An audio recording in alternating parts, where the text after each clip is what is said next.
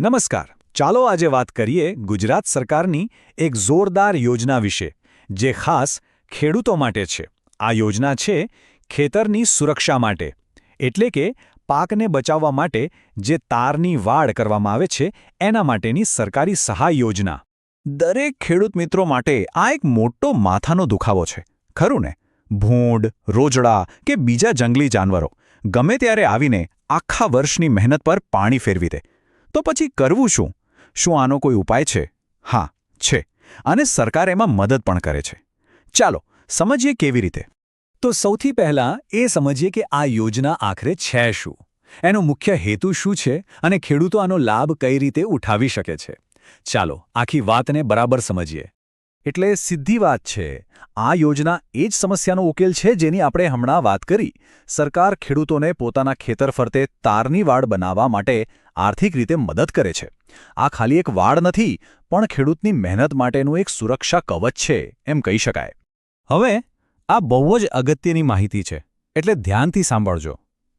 આ યોજનામાં અરજી કરવાનો સમયગાળો નક્કી થયેલો છે.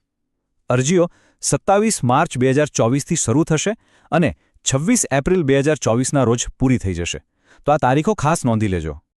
સારું, તો હવે આવીએ સૌથી અગત્યની વાત પર, એટલે કે પૈસાની વાત. કોઈપણ યોજનામાં સૌથી વધુ રસ આ જ વાતમાં હોય છે. તો ચાલો જોઈએ કે આ યોજનામાં સરકાર કેટલી અને કઈ રીતે આર્થિક મદદ કરે છે. તો જુઓ, સબસિડી ગણવાની બે રીત છે. પહેલી, તમે જેટલા મીટર લાંબી વાડ બનાવો એના દરેક મીટર પર સરકાર તમને 200 રૂપિયા આપશે. અને બીજી રીત છે કે તમારો જે ટોટલ ખર્ચો થાય એના 50% સરકાર આપશે. પણ આ બંનેમાંથી જે પણ રકમ ઓછી હશે, બસ એટલી જ સહાય મળશે. આ નિયમ સમજવો ખૂબ જ જરૂરી છે. આ યોજનાનો લાભ લેવા માટે એક શરત છે: ઓછામાં ઓછી 2 હેક્ટર જમીન હોવી જોઈએ. પણ એમાં એક સારી વાત એ છે કે ધારો કે કોઈ એક ખેડૂત પાસે આટલી જમીન નથી, તો આજુબાજુના બીજા ખેડૂતો સાથે મળીને એક ગ્રુપ બનાવી શકે છે અને સાથે મળીને અરજી કરી શકે છે. ખરેખર એકતામાં જ બળ છે. અને વધુમાં વધુ કેટલી સહાય મળી શકે? તો કોઈ એક ખેડૂત હોય કે પછી ખેડૂતોનું ગ્રુપ હોય, વધુમાં વધુ 10 લાખ રૂપિયા સુધીની સબસિડી મળી શકે છે. આ રકમ ઘણી મોટી છે અને મોટા ખેતરોને સુરક્ષિત કરવામાં બહુ કામ લાગી શકે છે. પણ ઊભા રહો, વાત અહીં પૂરી નથી થતી. સરકાર પૈસા તો આપે છે, પણ એની સાથે અમુક નિયમો પણ છે. વાડનું બાંધકામ સરકારી ધારાધોરણો મુજબ જ થવું જોઈએ. ચાલો જોઈએ કે આ નિયમો કયા છે જેનું પાલન કરવું ફરજિયાત છે. જુઓ, બાંધકામ માટેના 3 મુખ્ય નિયમો છે. થાંભલા માટે જે ખાડા ખોદવામાં આવે એનું માપ નક્કી કરેલું છે. જે થાંભલા વાપરવાના છે એ પણ સિમેન્ટ કોન્ક્રીટના અને ચોક્કસ સાઇઝના જ હોવા જોઈએ. અને સૌથી અગત્યની વાત, આખું કામ 60 દિવસમાં એટલે કે 2 મહિનામાં પૂરું કરી દેવાનું રહેશે. એટલે સમયનું પણ ખાસ ધ્યાન રાખવું પડશે. અને હા, એક વાત બિલકુલ ભૂલવાની નથી.